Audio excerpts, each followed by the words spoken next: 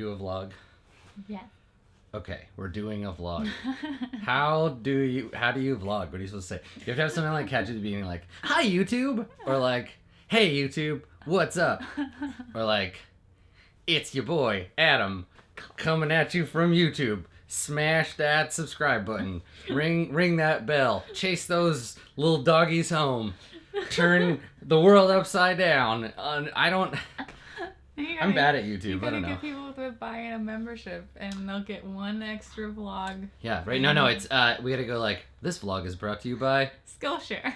Skillshare, Squarespace, Wix. Away. What else? You got any other products or services from the internet you want to talk about? Twitch. This one's brought to you by Twitch. Somebody's masterclass. Oh yeah. Coke. Super Mario.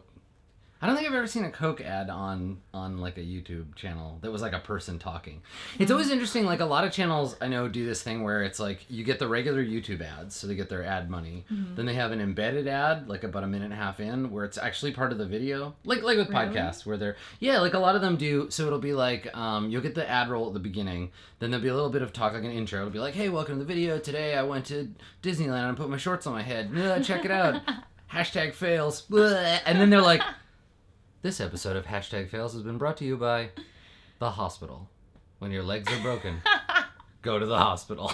But like, and then they'll go back into the video. Like you've never seen a YouTube video. Well, no, I've seen them do it, but I thought you meant like they pre-recorded a different thing. Oh, I mean, yeah, like you could also do that, like pre-record your own, because you can't run like your own ads during a thing. Like you can't say run ad and then but it's ad for, you'd have to buy an ad to your own channel. I actually heard a story once about a money laundering scheme where they got a bunch of money they needed to launder, and they used the money to buy Apple gift cards. Okay. And then they made up a fake band. Okay. And the band had like some like they made music, like tracks for the thing, right? Okay. For the band. So they made that. Then they made the fake band. They got the band approved on iTunes. And then they bought their own record with the Apple gift card. Right. And like they only got caught because band nobody's ever heard of suddenly like #3 bestseller on the like Taiwanese market. And so they were just like bloop bloop bloop. We're just gonna buy our own album a million times. So why do you have to launder money? Is it just so they don't know where it came from? Yeah, and also like if you do like illegal stuff, you get paid in cash usually. And if you go to the bank and you're like, here's $100,000 in filthy, disgusting $1 bills, they're gonna be like, you're a crime, and you're gonna be like, ah. Yeah, I mean we have a big money laundering problem in BC with like organized crime laundering money through like casinos and stuff. And that's the thing is you have to, this is why like if you're a criminal, don't be a criminal, kids, smash that subscribe button. That's why if you're a criminal you have to buy like a front business so that you have an excuse for all your money coming in, so you can like file taxes and So your front business is your Twitch page, right? Because that's how you file taxes and blah blah blah, but in reality you're a huge nerd. I mean laundering money through Twitch by buying yourself subscriptions. You could buy your own subs, yeah. The problem with that is so much of your money. Twitch gets a huge chunk of the money, which you don't want if you're a criminal. You don't want anybody to have a big chunk of your money. Okay. And then also the problem is that how can you justify it, right? Like how can you be like, why does this channel have 180,000 subscribers and no videos and no emotes? And like you would have to buy or organize like a fake streamer. And they would have to be fake popular to their fake fans. You'd have to use like a view botter. I feel like eventually you would just become a Twitch streamer. Yeah, right. Like, here's the story of how I got to be famous. Originally, I was a front for the mob.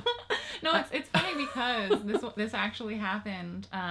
The first person I ever subbed to, she was getting divorced from her husband, and he took her Twitch business. Oh, that's right. The LLC. And what's weird about that? Tried to just hire some other woman to be Aura Gaming. Yeah, it's a very strange thing because there is the brand separate from the talent, right? Mm-hmm. And sometimes the brand and the talent don't need to be connected, right? Like, like when JP doesn't appear on a roleplay show. Yeah, exactly. There's always going to be people in the audience who are like, where's JP? Mm-hmm. I thought this was JP's channel or whatever, right? Like that'll still happen when you produce content but aren't in it.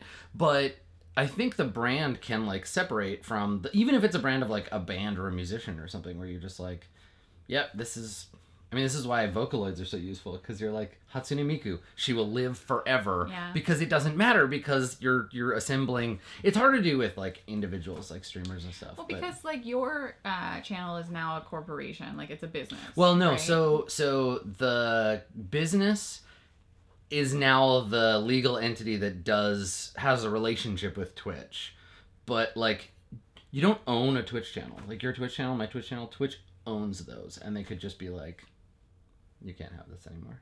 Which, like, I think, like, when that happened, when she, like, sold her corporation to her ex-husband in the divorce, it was the question of, like, can you actually just sell someone your Twitch channel? Is that... I mean, license transference has to be a thing. Like, after TB passed away, Gemma, his wife. I don't know if it's an M or an N. I know, because I see it on the screen. Jenna. Yeah, I think so too. I think it's 2 N's. And not 1 M. I think so. But anyway, so she streamed to, like, as far as I remember, she streamed to either it was to TB's channel or posted on his YouTube. Mm-hmm. And the thing was that it was the channel that was the brand, right? Mm-hmm. And she was able to continue that style of content. Well, in that case, though, like, from what I remember, she had actually done work. Right, that's true. Before, yeah, she was a producer already. Yeah, so it wasn't like wholesale. It wasn't and also it wasn't like somebody's shitty husband being like, we are divorcing, I'm your Twitch channel now. And like, what a great way to start a channel. Like, hi everybody, welcome to douchebag.tv. I know you came here looking for this like attractive, talented young woman, but instead you're gonna get me, a divorced man who was so petty I couldn't let my wife keep what was hers. The worst thing is that it wasn't him. He hired somebody. It's like in a sitcom where they fire an actor and they recast the character and they just act like you won't notice. Yeah, it was a whole thing. That was like drama from forever ago. Yeah, but that's the thing is like the tenuous ownership of digital objects, right? Mm-hmm. Like my cousin and my brother both sold World of Warcraft accounts, right? Like they built characters up to a certain level, bought all their stuff, got them to the eye level, got gold in the game. That's expensive. Right, yeah, and then sold the whole package. Like, here's the inventory, here's everything you get, here's the login information. It's all yours, right? And that, like, yeah, selling your digital identity implies that you think you own it in the first place, like your Instagram account or your Twitter account or your Twitch or your YouTube or whatever. Like, well, in that case, could you like sell your iTunes library? Because you bought someone else's music. Again, not legally, because the person doesn't own the music in the first place.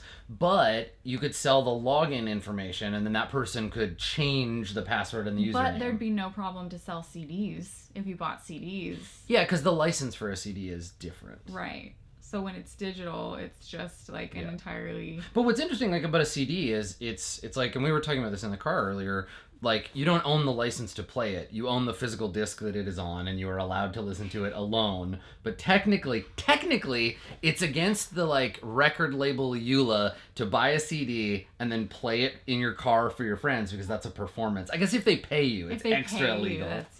I don't think it's... I think that there's usually... Just be like, I'm sorry, I have to turn this off after 30 seconds. That was fair use. No, I think with things like movies, it's like you can...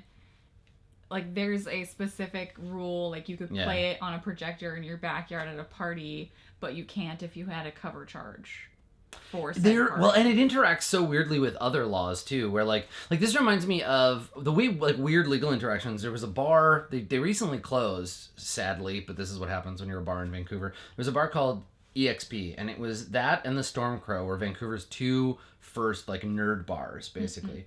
And Stormcrow was fine because you were allowed to eat and drink and play board games in the same location if you want to, no problem.